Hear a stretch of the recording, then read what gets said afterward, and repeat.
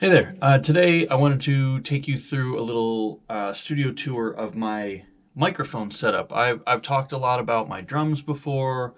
I've done gear breakdowns for touring. I've talked about my setup and why I set it up the way I do.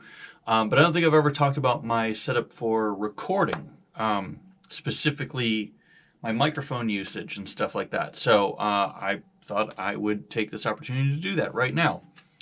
Okay, so let's start with, let's start out in front of the kit, actually. Okay, here is the kit set up in the back of the room.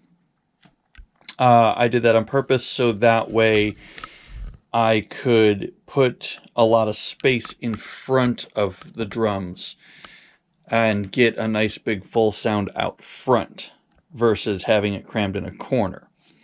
All of the walls in this place are actually covered in felt.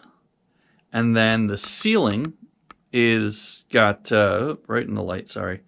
The ceiling has, sound reflective egg crate foam across the entire thing, as well as all of the walls have that as well. Behind the kit, you can see the panels right there. Over here on this wall, I actually have the egg crate foam disguised underneath these curtains here. So I just peel that back. You can see it all right underneath there. So, and that's just to kind of disguise it, mask it, make it look a little bit prettier. Extra symbols down here in the corner, and some projects that I've been a part of on the walls there. I have a lot more to hang, I just haven't done it. But let's talk microphones. So across from the drum set, I actually have shelving units here that have floor-to-ceiling drums and stuff on them.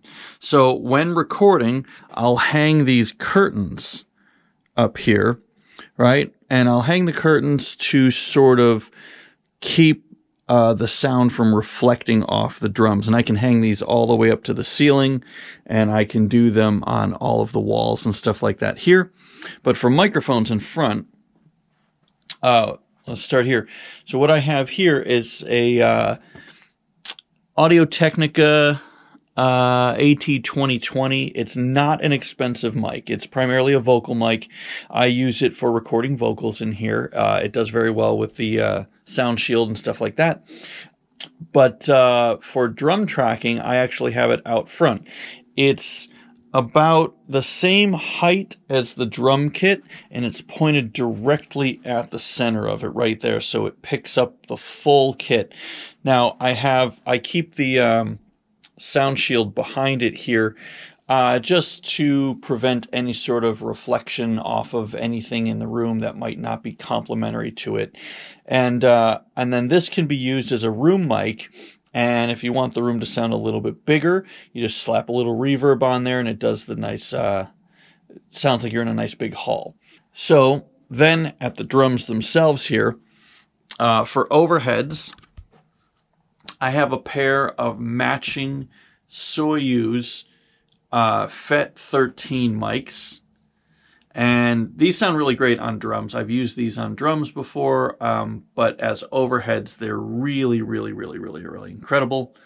They're not really harsh with the cymbals. In fact, they pick up a lot more of the drums than they do the cymbals, believe it or not. For the kick drum, let's go there for a minute.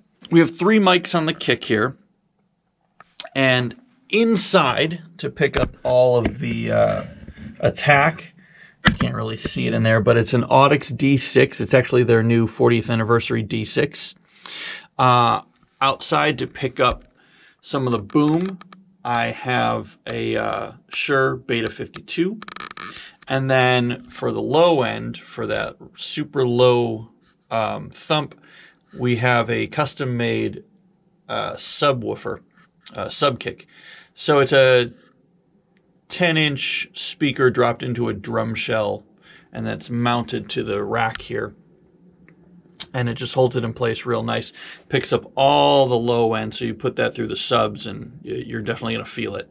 All right, for the snare, let's move here real quick. Bottom of the snare, SM57. It's a little hard to see with the lighting, but SM57 on the bottom.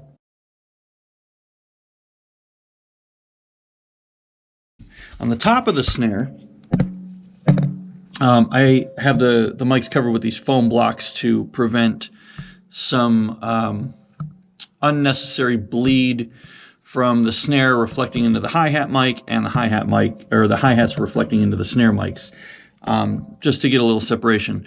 But this is an Audix i5, and this is another Soyuze FET mic. This is a Soyuze FET 11. Really, really, really incredible attack. In fact, I had to back it off from the hoop just a bit here because it was a little bit too much. But they work really, really well together because the i5 is just a bit warmer, and it's warmer than a 57 is, which is why I like it. So pairing these two mics together works really well.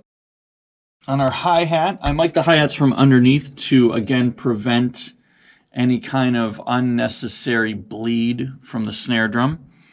So that way it's directly angled away from the snare.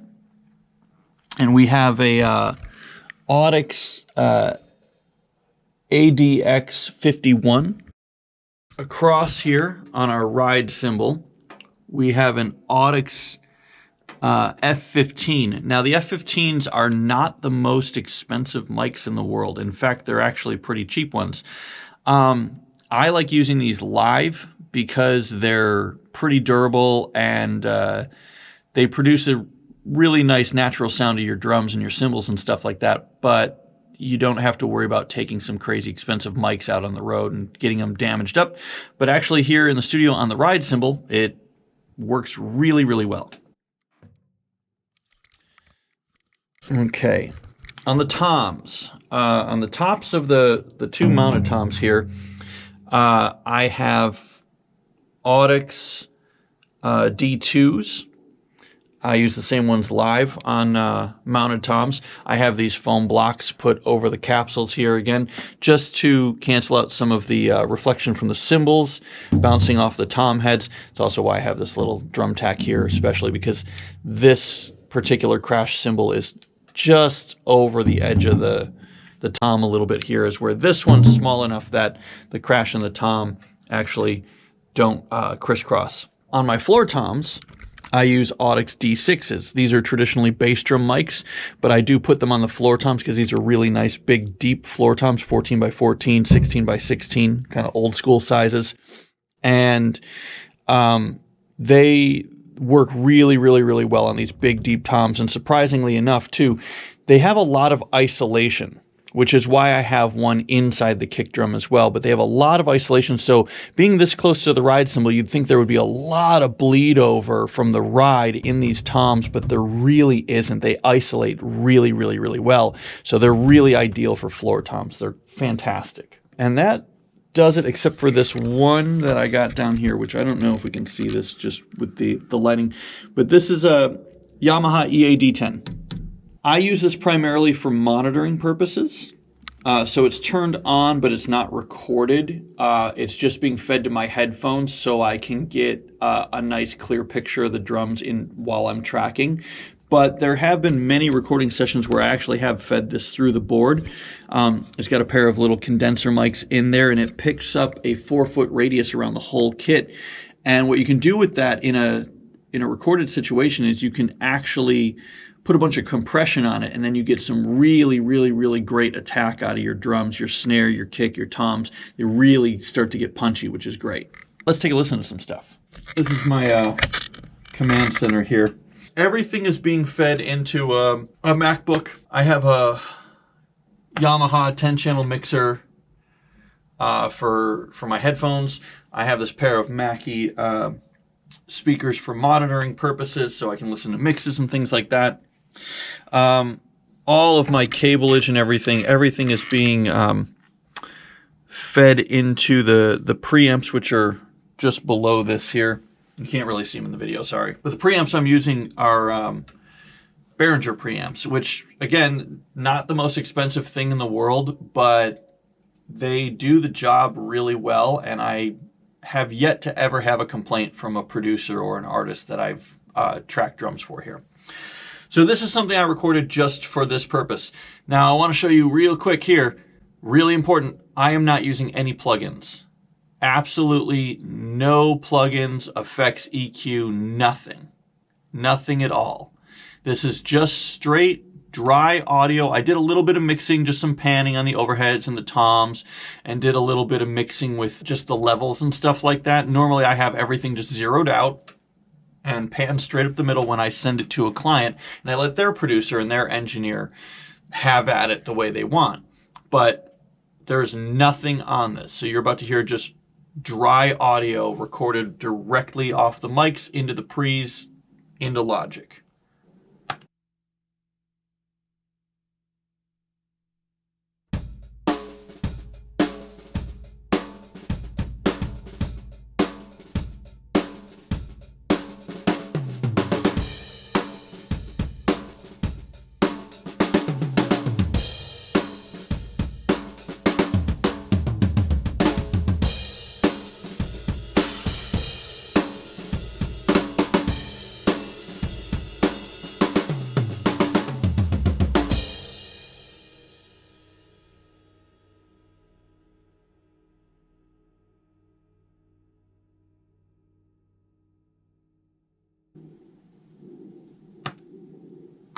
There you have it.